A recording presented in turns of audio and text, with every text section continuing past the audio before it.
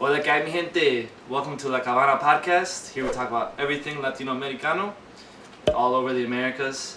I'm your host, Mike Cabanas. So today we'll be talking about the passing of Kobe Bryant and his connection to the Latino community, as well as the Super Bowl and how they try to put a lot of Latino to expand into the market and that kind of stuff. I'm joined today with my guest, Jorge Ramirez. How's it going? George. Hey, how's it going? Hello. How you been, man? I'm doing good. Long time no see. Tell the people what's up. Long time no see, man. This guy used to be my roommate for a whole year. Him and Jay were roommates over at DePaul, where he actually learned that I did some radio broadcasting for Sports Radio DePaul. Broadcasted some games, as you know, soccer, volleyball, not baseball, basketball. Mm-hmm. A little bit of everything. Hosted my own show as well. Did a soccer show, a baseball show, and then I would do a Chicago sports once a week show where we talked about anything Chicago sports, and then in the world of sports at the end of the week. Yeah. So Did a you little have bit of knowledge. Did you have like a favorite thing that you did? Dude, my favorite one was doing the soccer one, just because that's my favorite sport. Yeah. But that was my favorite one. But I like coming on people's shows as well, just because I didn't have the pressure of having else to show, you know. Oh, for sure. Yeah. I just like coming on, like, just like chat and like, banter. Yeah. Well, thank you so much for coming on. Sure. Thank you for having me. Man. Oh, of course. So. Honored. So it's a little late, right? Yeah. But we run on Latino time here, so better late than never, Exactly. of course, right? So as everyone should know, Kobe Bryant has passed away last month. Tragic helicopter accident involving also with his daughter, who's 13 years old, and 7 other people, including the pilot. Yeah, we're not gonna go too much into details there. Just put it very bluntly, everything about it just sucks.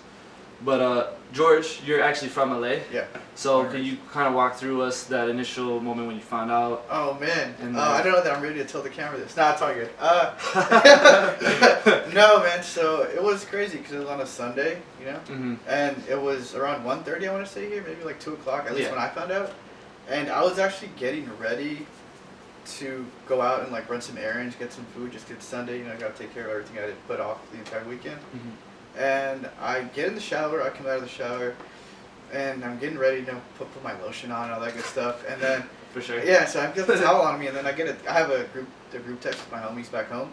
And so one of my good friends, Lucas, he goes, Kobe died, and then he put a bunch of question marks, and then I'm kind of just like, I put Kobe, but it's like we all kind of know who Kobe is, but I'm like, I thought this was one of those celebrity hoax where it's like, the internet kind of takes over and they're kind of just like, Definitely. which isn't a fun thing to do regardless. But anyways, I'm like, no way. So then I'm like a millennial. I get on Twitter and I'm just like, dude, you gotta check the facts. And then I start finding out that, I see more and more like news sources about it. And at first I was skeptical because like there are conflicting reports, but then one thing leads to another. And you kind of start seeing that shit, and my group chat starts blowing up for my friends back home. And then... What kind of stuff were they saying? Oh, man, it was like stuff like, yeah, he really died, and people were like, no way, and I'm like, I can't believe it. I'm like, it's not true. I'm like, yeah, it's true. TMZ reported it, and like, I'm like, TMZ, but they're like, as much as people want to bag on them, they have reported like 2 major deaths in like the past like decade, like from Michael Jackson, like the Prince one, so I'm like, it's pretty reliable at this point, or credible, I should say. And I was like, no way, I couldn't believe it. And then one of my friends was like, yeah, dude, it's like legit, it's on like KTLA, which is like back home, like the news station, the local news station, and like they're like, it's on the news. I'm like, dude, I can't believe it. And like I was in shock, man. Keep in mind, I'm still in my towel. Like I still haven't even changed anything. So I'm just like, dude, I can't. Like I'm kind of just in shock, and I put my phone down. I'm like, dude, nah. I didn't want to believe it. So then I turn on my Xbox, and I put on like YouTube, and I'm like, trying to find like a live stream for like a news source. Yeah. And then I kind of see that people, it's starting all over. It's on CNN, and I'm like, dude, oh my god. Then my mom calls me, and then and I'm like, what's going on? And she's like, here, I'm in a Home Depot, ando comprando cosas con tu papá. And I'm like, okay. And like, like, she's like, everyone around us is kind of like asking us about, Kobe Bryant. Like, tú sabes esto? I'm like, I'm not living in Chicago. Like, how am I gonna know? Yeah. But like, she doesn't really follow sports like that. But she was like, I know you know sports. Like, I know you know about the news. And I'm like, do you know if this is true? And I'm like, I don't know. I'm like, it's on the news. They're saying that it's true, but I don't 100% know. And she was telling me that everyone at the store kind of had the same reaction, because I guess people were kind of finding out all within the same time frame. Yeah. So she starts telling me that people at the store are asking each other, like, hey, like, did you hear this? And like, my mom was like, dude, everyone's at the store is like, kind of like in shock. It's like it's a sudden death, and it's also like, especially for the city, everyone's kind of just like, dude, like, like get out, like no way, it's him, like because it's like Kobe's like Kobe, man. He's not supposed to like like he passed away, especially not that way, like not like off the. He's still he just retired, but he's not that old. Exactly, he's like 3 years out of retirement, man. I'm like everyone's like no way, and then I was like, oh my god, like so I'm still trying to process everything, man, and like at this point I'm an hour into like out of the shower and I'm still in that torn towel, and I'm just at this point I sit on my bed, man. I'm just like, dude, I can't believe it. And I didn't want to believe it, and then my phone's going off. I don't want to.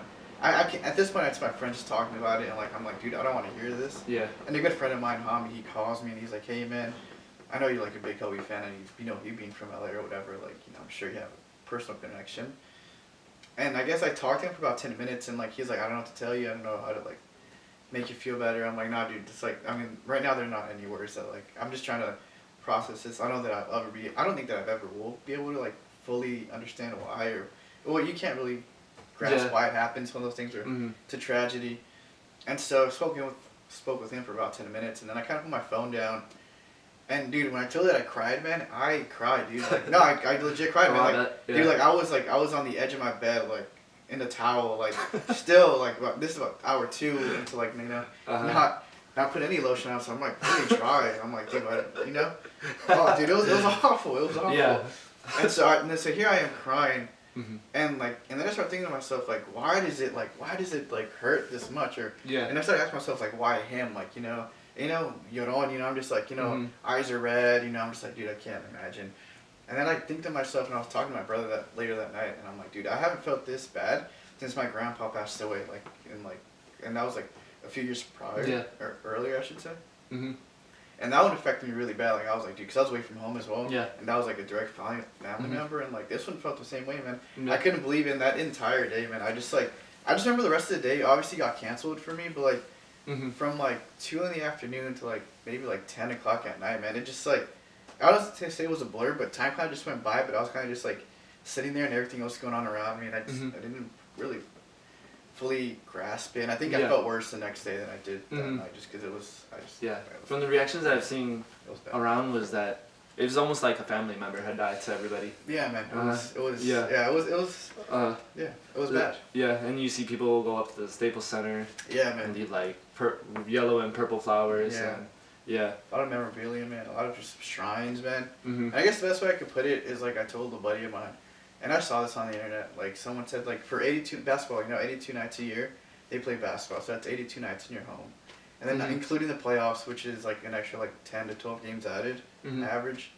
So that's like about 94. I want to say like 94 nights a year. That's a good chunk of like the year. He's in your household, like. I don't even have cousins that come over like 94 times a year. Or like or like people that not family. I see mine like once a year. Exactly. So like for him being in the household, especially back home, and like you seeing him every year for 20 years, and then like people saw him grow up, man. Like he's from a kid, whole career. Yeah, 20 years, and like so.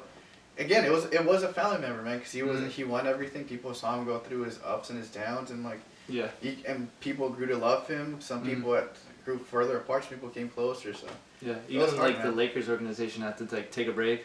They're bringing counselors for all the workers there. Yeah, because they had worked with him again. 20 years, just like a good friend, family member. Dude, just thinking about it. I'm talking about. I'm getting like chills just thinking about it because I just still can't believe it. It was tragic, and the whole city is like obviously reeling, and like my friends. They didn't go the initial night. I think they went 2 nights later to LA Live, and they wanted to go pay like their respects. And even then, they're saying just like, dude, like it's a madhouse, man. Like, cause the Grammys are going on that night, and like that took a backseat to it. And just like he was larger than life, an icon, man. For sure. Well, I'm not from LA. I'm from Chicago. But it's weird the way that I found out. Cause I was just chilling with my family it was a Sunday. We were just chilling watching Liga MX. We were watching Pumas versus Monterrey. There you go. It's a good game. It was a good game. But it was just kind of like it was just something that was on TV and we just like put it on, and I was like arguing with my brother, and then my dad's like shh cállense. It's like oiga, and we're like what's going on, right? And they're like se murió el Kobe. Kobe died. So the commentators, and we're like, what? This is so weird. What? And we're like, I was like, no, there's no way. Like, I looked it up, and like you said, it was just like, you looked it up, and it was just like TMZ and all these like obscure like news sources. Like, Kobe died. I'm like, this doesn't feel real. Like, this can't be real, right? it's so weird. Well, I guess later we found out that the major news sources were just kind of waiting until the family found out about it, right? Which is the way I think it should be. Yeah. Everyone was like, well, there was like the video with the officers like, oh, TMZ, that you can just wait. I don't understand getting the scoop, whatever. You know, they were angry, but yeah. So like the game ended, and you know how they usually do like the post game analysis. Yeah. And they like just skipped that all completely, and they just like two dudes came out and was like, yeah. Started talking about Kobe and his death and like what happened. Dude, yeah. It was just like it was weird because these guys were like in their 20s, right? And they're talking about you know, I grew up with Kobe. To me, he was like my Michael Jordan. This is all in Spanish, of course. It was just like so interesting, and I was like, I didn't really think they like, you know, that they would know about Kobe, sure. Yeah. But that have such like a connection to him being from Mexico. Yeah, that's. I didn't really think they watched it too much, you know. But like the way he talked about it seemed like so genuine. It was just so weird. Yeah, and I think he hit it on the head, man. It's like he was one of those people that just like he was larger than life. You know, he was an icon. People just knew who he was. It didn't matter where you could have been in like Indonesia or somewhere like on the other side of the world. And yeah. People like were like hurt, man. And like that just speaks to who he was, I think. And how like his like the way he went about his work and his work ethic really, I think, resonated with a lot of people. Yeah. For sure. And then funny enough, a couple days after, I went to Mexico, and everyone was asking about it. Even like my older tios, who had, you know, didn't even realize they even knew what basketball was. Yeah, it's crazy. You know, it's like, ¿se murió Kobe, yeah? Yeah. I'm like, yeah, it was weird. And then, you know, no faltaba el güey. That was like, oh yeah, everyone's a basketball fan in Mexico now after 3 days. But like, you can't deny the like you said, the reach that he had, even outside of the country. Dude, that's It's crazy. So you said, I mean, I didn't want to cut you off, but like, so I mean, I guess when you went, because you went to the next week after that. It was like, it happened 26th and I left the 29th. Oh wow. Yeah. That's so it's a couple days. Yeah. It's crazy that even then they're still talking about it to me. That trips me out. That's so cool. Yeah, like I showed up and they were just like watching basketball at my cousin's house, and I was just like, oh, you guys watch basketball? Yeah. Like, And then, it was just weird to me, and then that's when my cousin was like, oh yeah. We have been fans for like 3 days now. Yeah. Gosh, that's crazy. That's funny. Yeah. Well, obviously, Kobe actually had his own personal connection to Latino communities, especially LA being like 50% Latino. Yeah. Of course. Kobe knew Spanish. Yeah. And he was married to a Mexican woman, of course, raising half Mexican children. I have a quote here that he said. You can look these up on YouTube. It's just interviews in Spanish. There's like several of them. People just like go up to him and speak Spanish.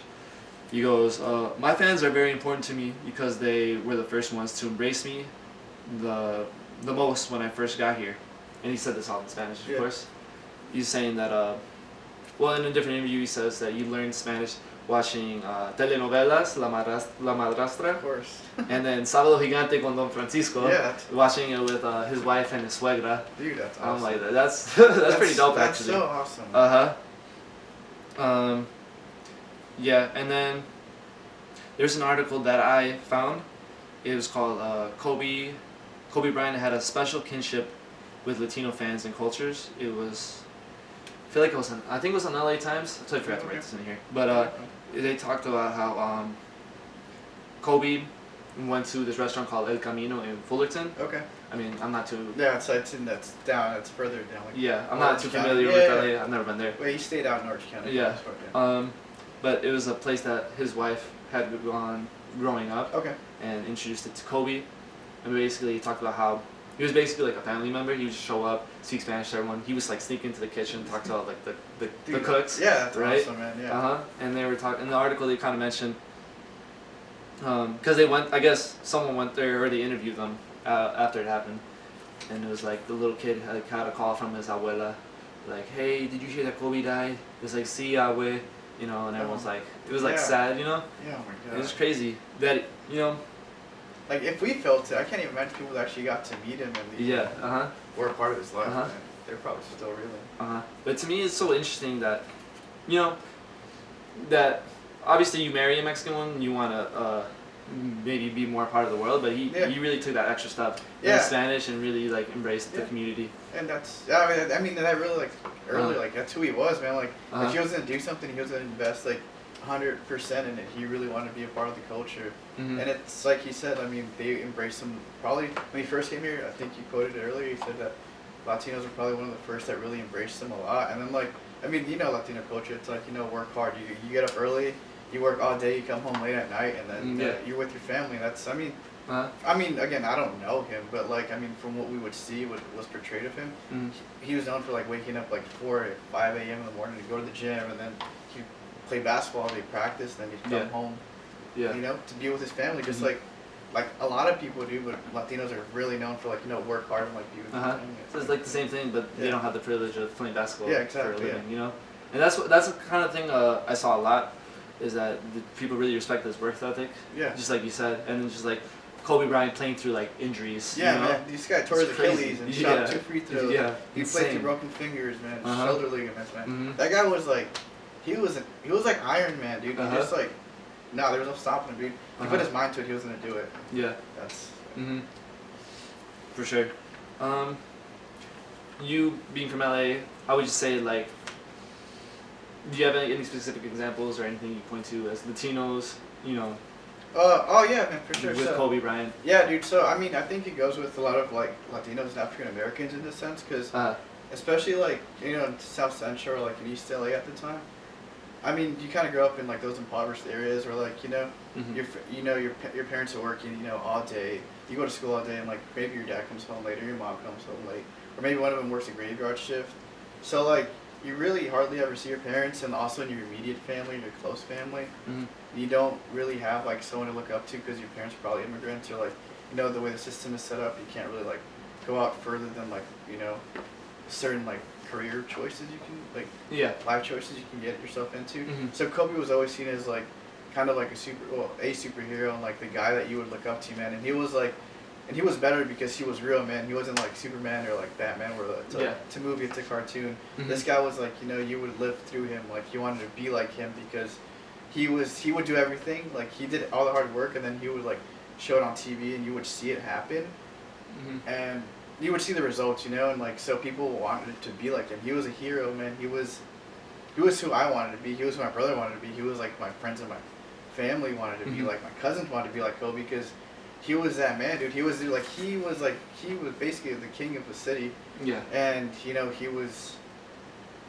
I'm trying to find the words to put it, but he was like a larger than life figure where like, again, he was a superhero, man. He was just like everything in our city.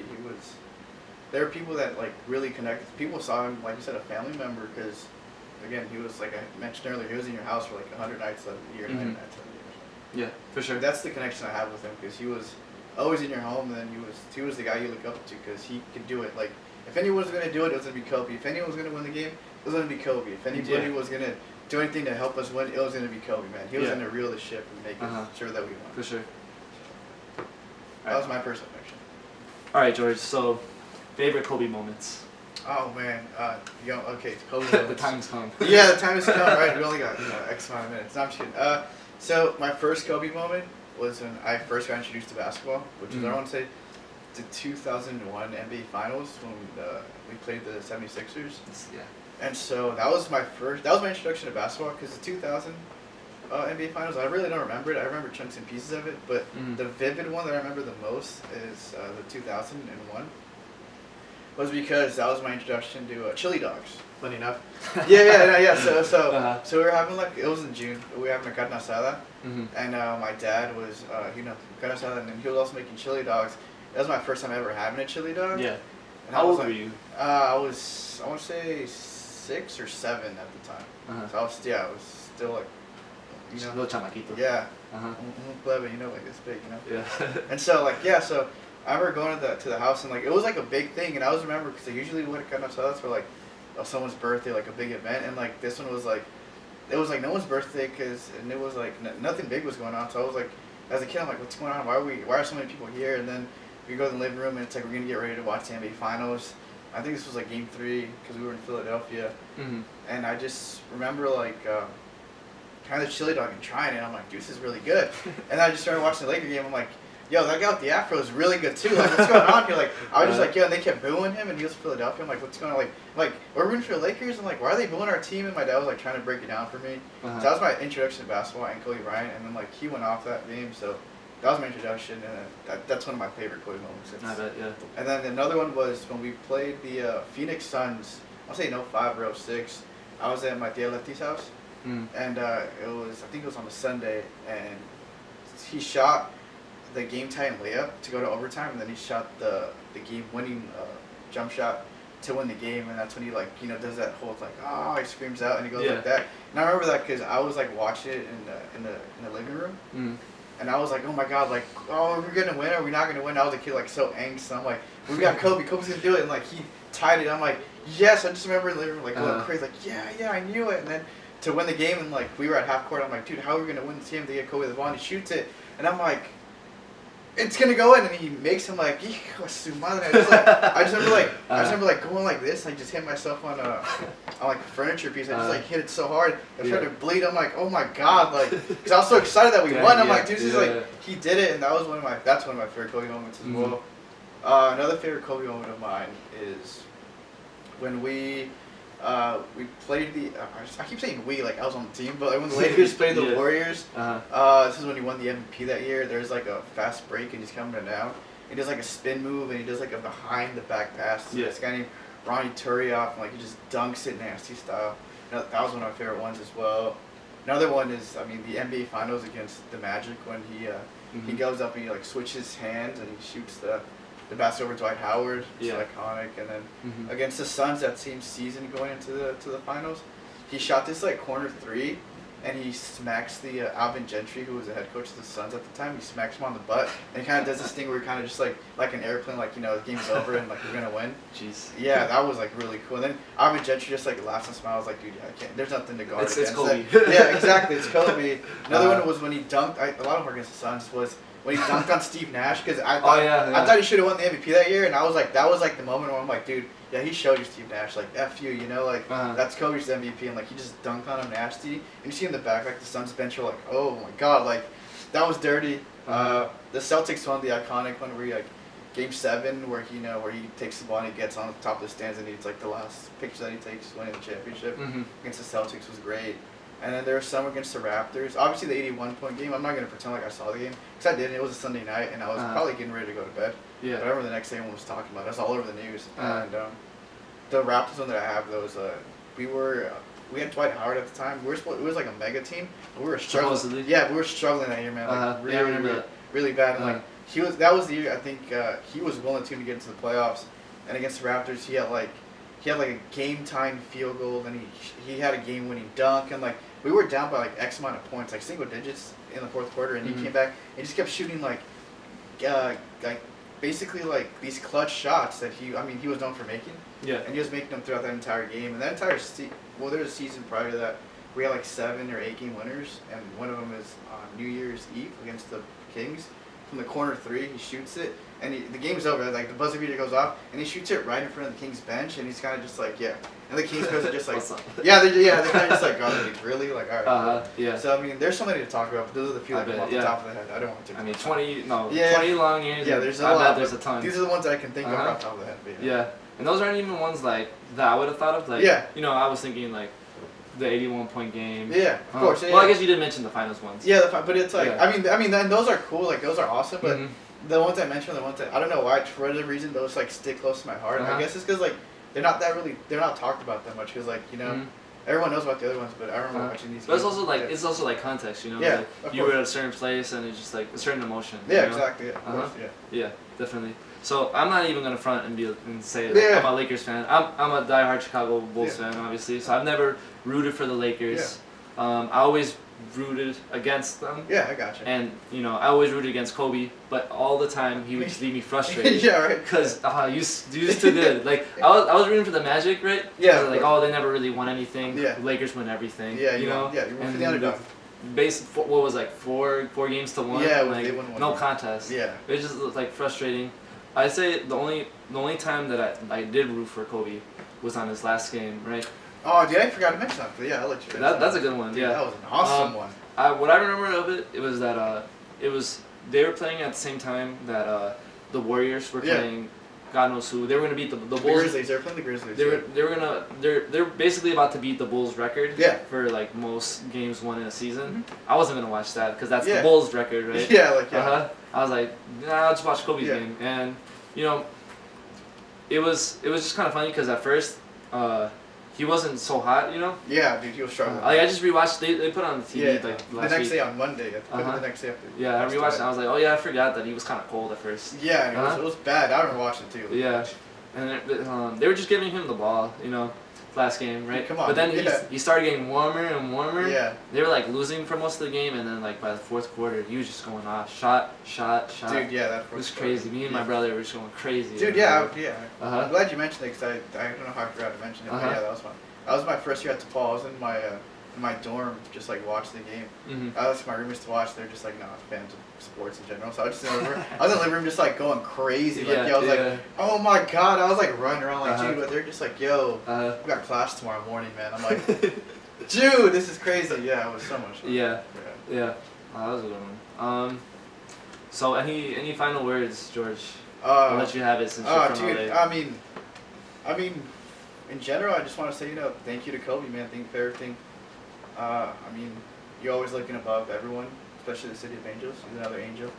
The City of Angels, man, he's always going to look over us. And, as cheesy as it sounds, that whole Mamba mentality thing, I really have been applying it since he passed away. And it sucks that, it takes something like that to happen. But I've been trying to be a lot more conscious of, keeping in touch with, my family and, Oh, definitely. So it's definitely put that into my lifestyle now. So, thank you. And your legacy will forever live on, man.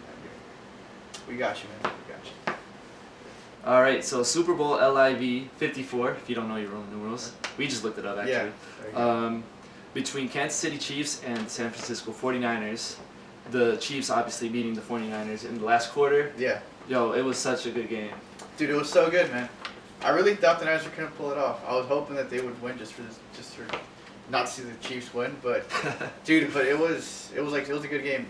Unlike last year's, which was so boring, it was so fun to see a game that actually went down to the last play of the game, essentially, So yeah, that was what I liked about it the most. And I don't know about you, but I was completely neutral. Yeah. So just seeing both teams make runs in the end of the game just made it so exciting for me. Yeah, man. I tried to be as neutral as I could. So being as a big Raiders fan, the Chiefs are arguably our biggest rival, and then you got the Niners, who are basically the crosstown rival. It's yeah, man. It was. I mean, I try not to think about it that way because it's how are you gonna enjoy the game if you're gonna have to think about it? Oh, dude, two teams I dislike. So I try not to look at it that way. And then my mom's a Niners fan, so I just figured I'd root for the Niners. Really? Yeah. I don't know why. Oh, cause when she immigrated here. She moved. She got here in the '80s, and that's when the Niners were at the peak of their powers. Oh yeah. So she fell in love with the red, the cherry red, and the gold, and Joe Montana's luscious blonde hair. You know how that works. See, I just thought LA. Was I could really tell you're from LA because you're a Raiders fan. Yeah. No, well, see, my dad's a big Raider fan, so. But I think it's because my dad sees himself more as a Raider fan. They're more gritty, more they don't play by the rules. They're just more kind of tough guys, I guess. Yeah. The Niners are a lot more easy on the eye. They play nicer football. Well, that's even a reflection of the two cities, San Francisco versus Oakland. Oh yeah, dude, especially during that time. Yeah. For sure. Yeah. Well, the game being hosted in the Hard Rock Stadium in Miami Gardens. Yeah. Miami being even more of a Latino city than LA. Not know that. Didn't know that. Yeah. So LA being 50%, Miami being 70%. I didn't know it was really Latino, but I didn't realize it was 70%. Yeah. Another place that I've never been to. Yeah, see, I thought the same thing you did, Mike. I knew it was Latino dominated, but I did not know that it was 70%. That's basically everyone you meet is essentially. Yeah, apparently my girlfriend was telling me that it's basically a foreign country. You go there and it's Dude, that's awesome. Well, it's really Caribbean, obviously. Yeah. Whereas LA is probably more Mexican, Central American, whatever. Yeah, I've never been, so more reason to go now. Yeah. But obviously the NFL taking advantage of the fact that this is a very Latino city to show some representation. I mean, obviously we had J-Lo and Shakira. Yeah, of course. Super. No. We'll get to that in a little bit. But obviously they also had guest stars J Balvin and Bad Bunny. Yeah. The hot reggaeton artist right now at the moment. We also had Demi Lovato singing the national anthem. Let me ask you, did you know she was Latina? No, see, I did not know that. Uh-huh. I didn't know that. I've always attributed her to her being just white because a name like Demi Lovato just sounds like more Italian than white. Yeah, see, that's what I thought. I mean, I was always under that impression. Yeah, so I actually had to, I looked it up, right? Yeah.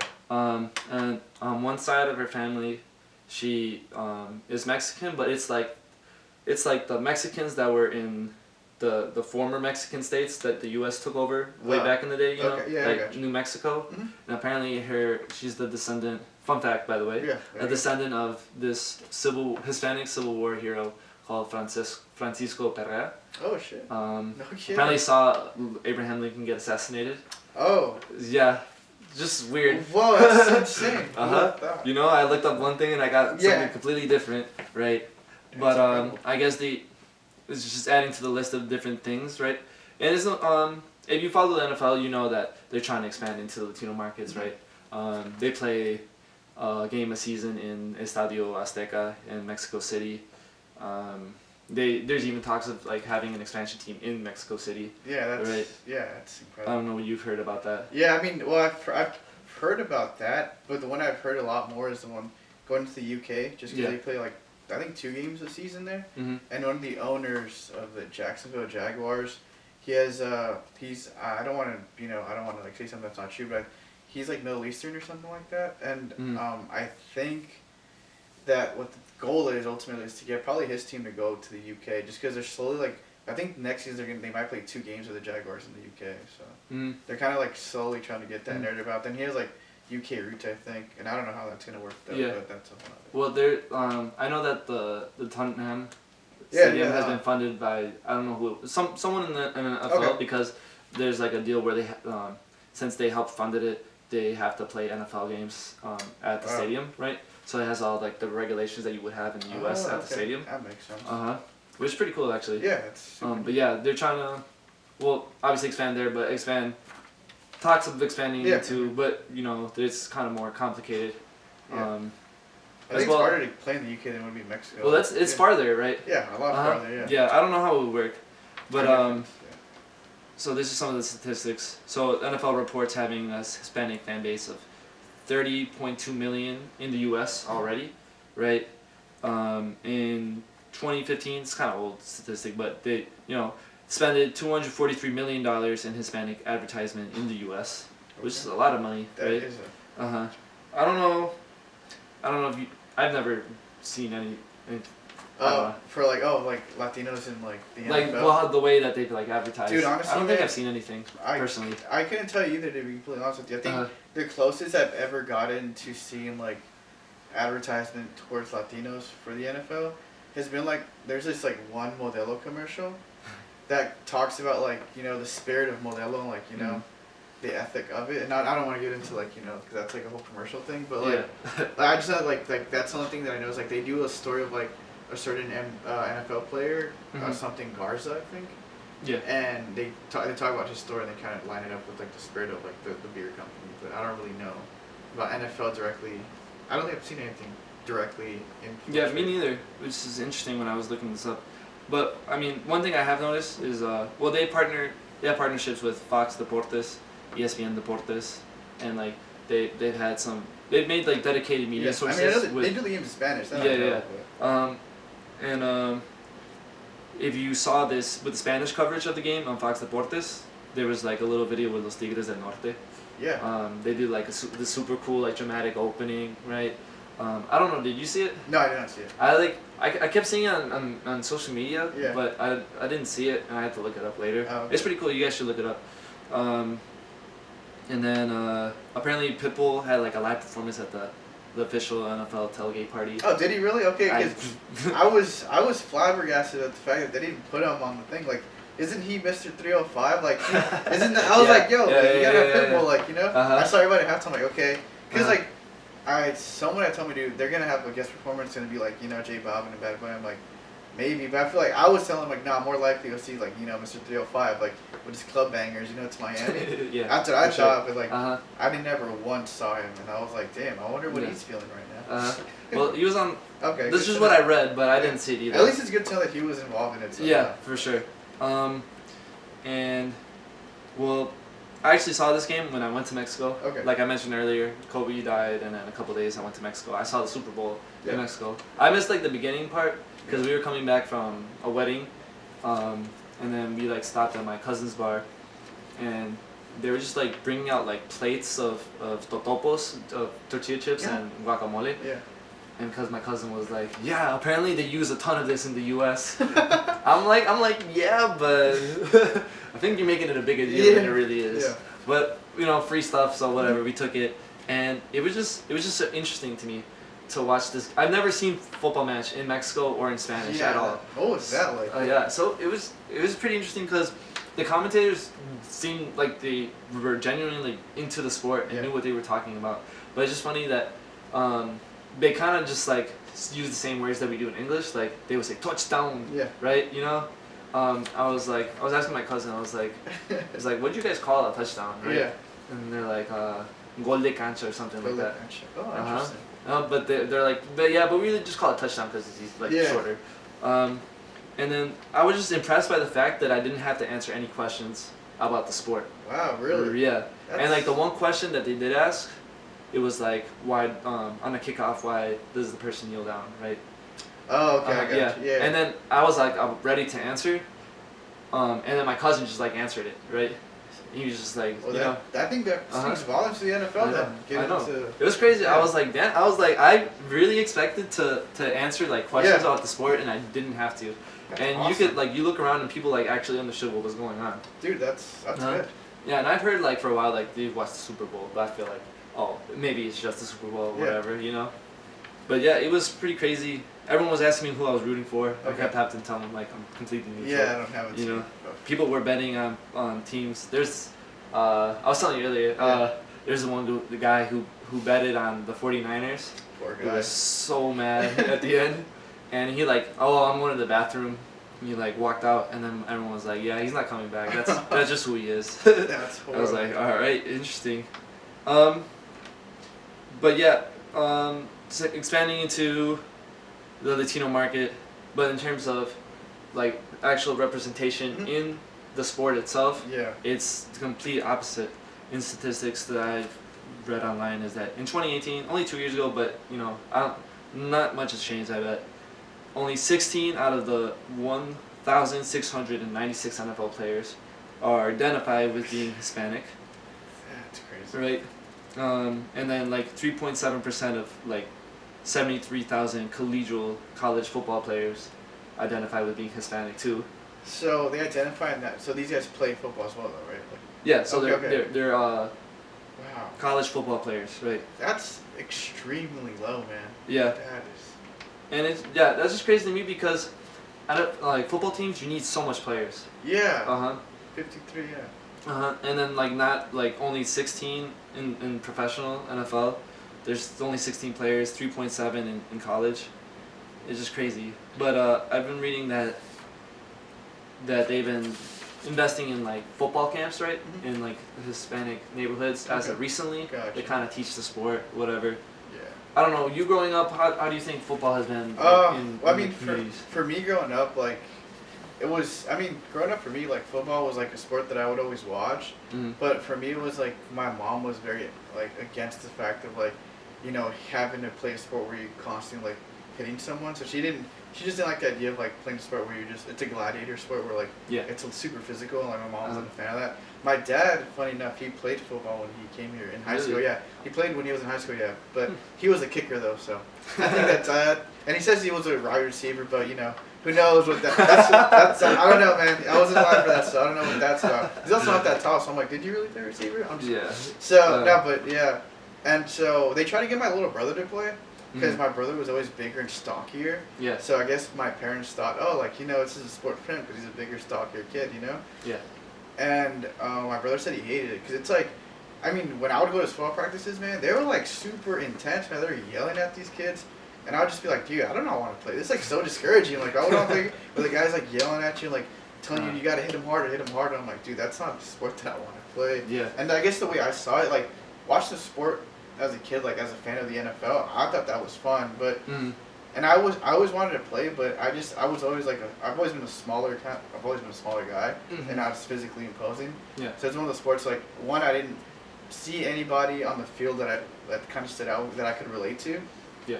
Because everyone that you see on the field is like they're like these huge, like they look like superhuman athletes, like they're huge or muscular. Yeah.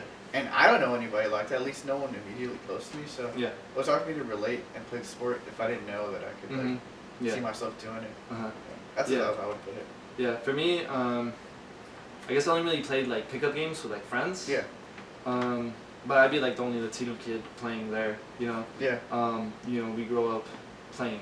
My dad's a baseball Mexican, so we play a lot of baseball. But I also really like soccer too. Yeah. Basketball. I don't know, just like an easier game to play. But it's kind of the same thing with football. Like, not only is like a lot of gear it's probably expensive, I bet, to have all the gear. First off, and second of all, just like seeing people just like tackle each other. Yeah. I was like, maybe amongst friends, and I'm like, I want to like, you yeah, know, hit somebody, one of my friends. yeah, no, I get you. But like seriously, like sometimes like when we played football, a couple times that we played, someone like broke their ribs. Yeah. We were playing some kid that I barely knew, and he like totally like bone rushed me. Dude, yeah, that's what I've heard too. Like, I would play pickup games too, but it was more just like flag, but never or like two-hand touch. Yeah. And funny enough, there was this one time where we go to this park, and my friends were like, "Hey, we're gonna go play football this weekend," and they all went. And actually, I didn't go because I had a soccer tournament that weekend. And then we came back to school that Monday, and his name was Adam, and they're like, "Yeah, dude, Adam broke his like arm or his wrist playing tag of football with us." And I'm just like, "Is this common in the crowd?" It's like, "Yeah, it happens quite a bit." I'm like, "Dude, it's so casual." Yeah, I'm like, why would I want to play a sport that I'm gonna break something in? You know, playing I broke my leg playing soccer, but like, football just seems like it happens like so often that it's just like normal. And that's one of the points I read online that like they say that Spanish don't like to play because of the fact that it's It's like injury, and there's nothing really like that in our culture in terms of sports, exactly, right? And also the same thing with the equipment being like really expensive. Yeah. You need a lot of people to play. You know, it's just tough all around, right? So I have no smooth transition, but time to talk about the halftime show. Yeah, the fun part. The fun part with Shakira and J-Lo absolutely killed it, right? Yeah, dude, they did their thing for sure, man. Yeah, and it's crazy because Shakira is I looked up the ages. Yeah. Shakira is 43 and J-Lo is 50. See? And they did not look that old. That's why we love my Latinas, man, because age is like fine wine, man. Oh, yeah. For sure. Dude. Oh my god. Do you have any like favorite part of? I mean, obviously, like, you know, everyone loves like the stuff that was like, you know, that's all like nice and pleasing on the eyes, with like the pole and like all that nice stuff that people enjoy that. I just like the fact that like I was able to like know the lyrics and the music, because usually for the Super Bowl it's like some like old ass white band, like, you know, like U2 or something, or like, you know, like I don't know, but like from my knowledge, it's like I don't think of anything that like I can relate to. It's like, oh yeah, man, like I know this artist, like I know all their music, or I know most of their music. Or like it's like an artist that everyone's heard of, but you don't really listen to. Yeah, exactly, stuff like that, you know. And it's like for it to be like you know, Shakira, J-Lo, Bad Bunny, and you know, J Balvin, you're kind of just like, yeah, man, I get down to these guys. I listen to these guys all the time. Yeah, like, and it was fun to see, man. And it's a party atmosphere too. Like their music is like party, it's good vibes. Yeah. And I think I was talking to one of my friends in Super Bowl. I'm like, you know what? I actually feel like proud to be Latino. It's like, yo, like I'm being represented, and it felt so nice to see like, you know, one, music that I listen to, and two, people that are just like you and I. And like music that that we actually listen to. Yeah. I totally forgot what I was gonna say. Oh, you're good. But no, but yeah, man. I remember. Imagine seeing something like this like 10 years ago, 20 years ago. Yeah. This, like something like this would not go on at the Super Bowl. No, not at all. I mean, and it's like, so I think it helps that it was in Miami, so they needed to kind of like attract people. To it's kind of like, you know, nicely put together for the NFL to be like, hey, you know. Yeah, it was cool. I think the part that I really appreciated the most was is Shakira singing Chantaje, but is like the salsa version. Yeah. You know, those guys playing the salsa. I love you put Shakira, I'm already like sold. You're there. You put in salsa, dang, like it was so good. And then like Bad Bunny was singing, I forget what he was singing. One of his songs was like a mashup. It was just really good. So some hidden things that you might not catch like during the performance. Which you talked about off camera, and I was like, dude, I didn't even realize. Yeah, that. watching the game, I didn't notice I didn't notice like most of the stuff. Yeah. And I looked it up later, and I was like, oh, okay. So so when Shakira does the tongue flicking thing, I can't even do it. Yeah. She did it really well. You get on the camera, you gotta do it. No, I'm just kidding. It's called I don't know how to pronounce this. It's sagrauta, right? Which is an Arab way of showing joy, representing her Lebanese roots. Okay. She is, I'm pretty sure, half Lebanese. And then also, she had used different dance styles that was Afro-Colombian. One being the champeta, which if you've seen on social media, there's the whole champeta challenge. Mm-hmm. It's I don't know if you remember, it was like the steppy stomp kind of dance. Yeah. You know, when they all come on, is that thing. And then I forgot what the name of the other one was. But there was another one, obviously referring to her own Colombian roots, right?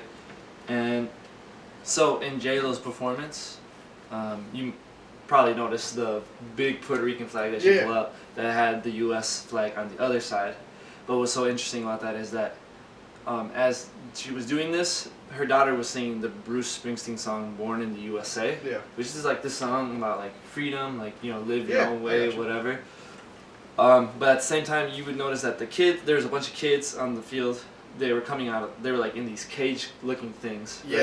Obviously, calling to the detention camps where they have kids in cages on the U.S. border, right?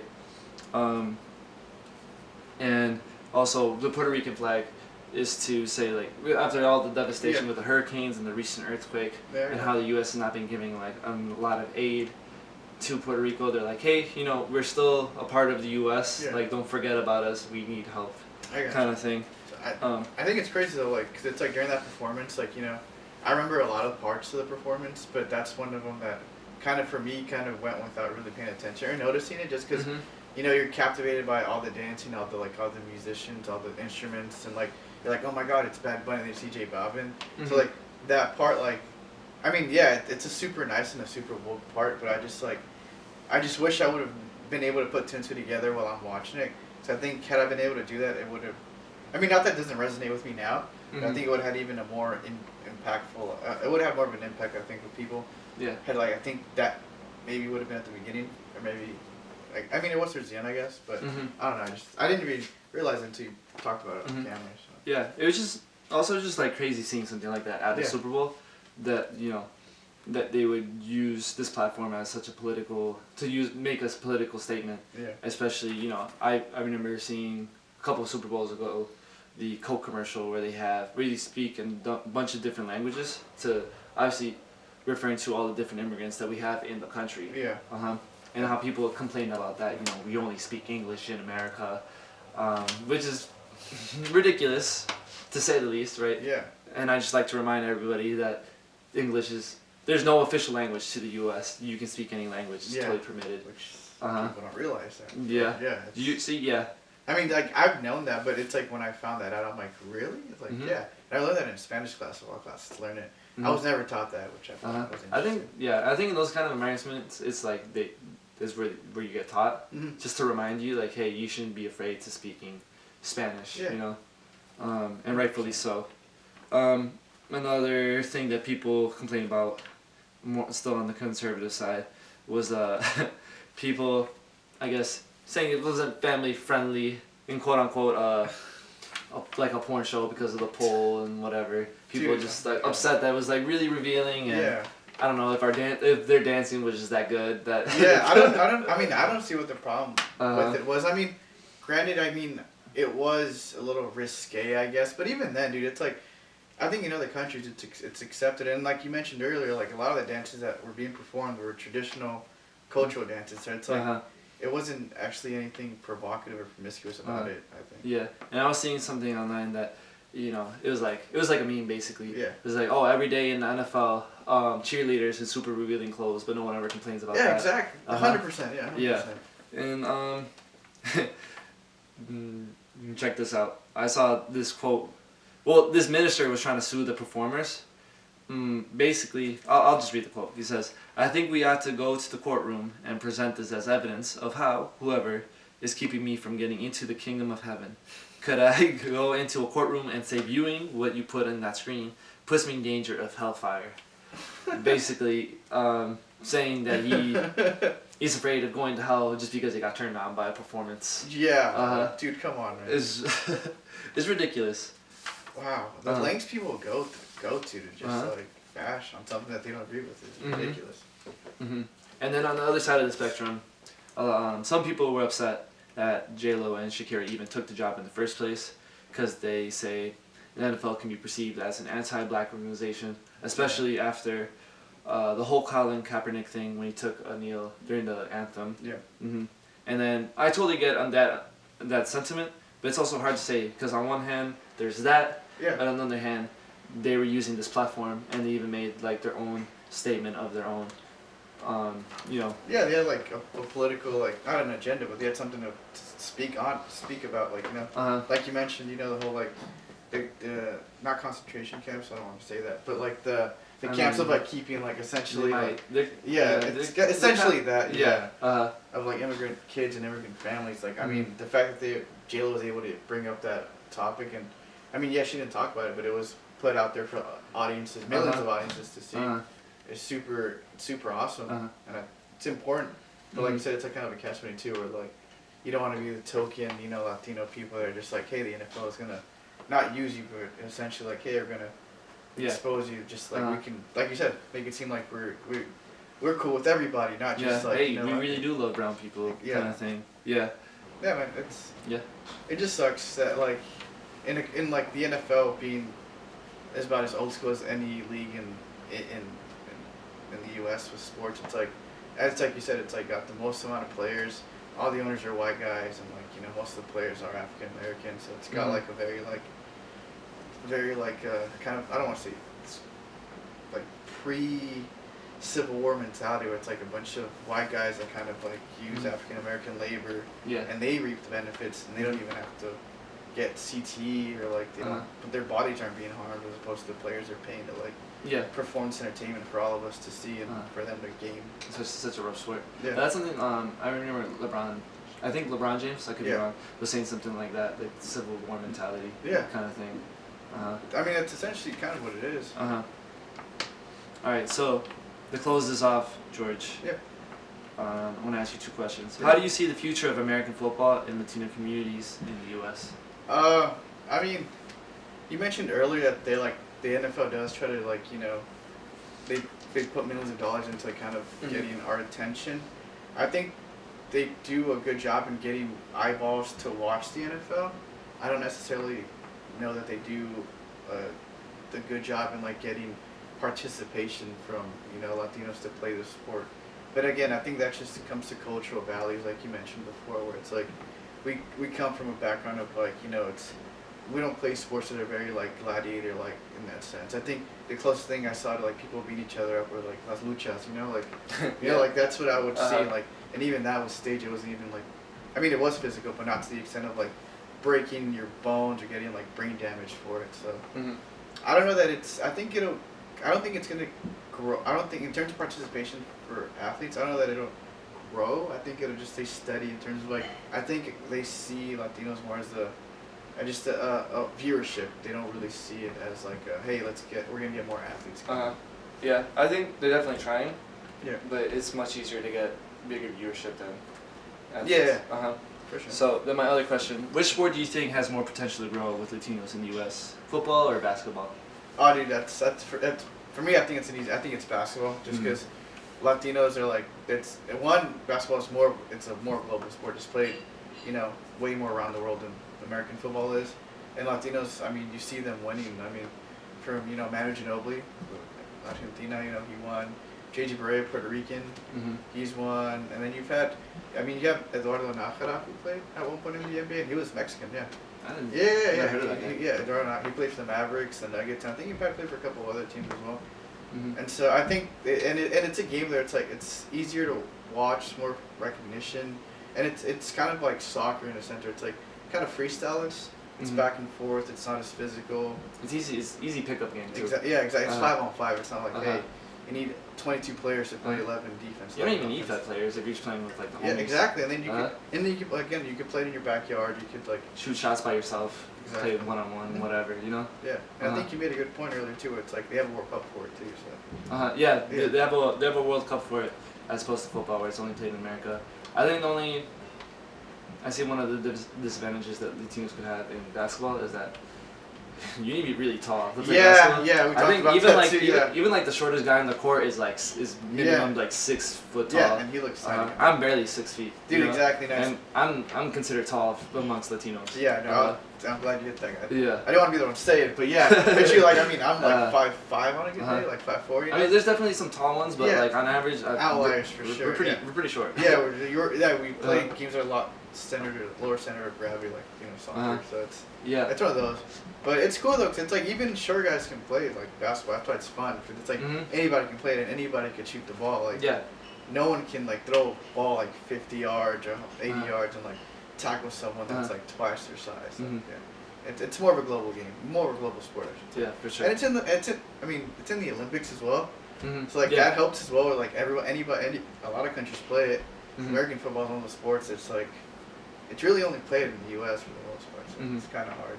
Like I think the best way to put it is we can go anywhere in like Latino America maybe, or anywhere across the world, and like you might find someone that knows about basketball and can shoot a hoop. Yeah. Whereas opposed to like if you took an American football to like another country, like let's say Argentina or Colombia or even Mexico maybe. They'd be like, they want to know, how do you play this? Like, what do you do with this explain all the rules. Yeah. I actually remember when I was younger, I went to Mexico. I was obsessed with basketball when I was a kid. Yeah. And I went to Mexico, and like I played pickup basketball there's like people who actually played, and they put up a good game. Yeah, I remember one game I was like actually frustrated because this guy was like beating me. I was like, come on, I'm supposed to be the good one here. That's funny. It's good, man. Yeah. So to answer your question, I think basketball. Awesome. Much more. All right. Thank you so much, George. Thanks, man. Thanks for having me. Appreciate it. Yeah, for sure. Thanks again, man. Yeah. Dude, listen to this guy. He's got good things coming. So. All right. Good, man. Peace, love, and prosperity. Catch you later, babies. Take care.